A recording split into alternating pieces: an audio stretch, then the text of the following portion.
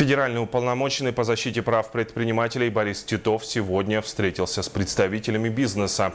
В ходе мероприятия обсудили вопросы о снижении тарифов на энерго- и газоснабжение, о борьбе с монополией. Также встал вопрос о таксопарках и интернет-представителях данного бизнеса.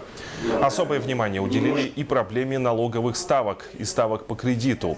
Туроператоры озвучили проблемы, связанные с высокими ценами на внутренние рейсы, что, по их мнению, является основным фактором торможения внутреннего выездного туризма. Борис Титов также предложил свои пути развития бизнеса и предпринимательства в условиях кризиса.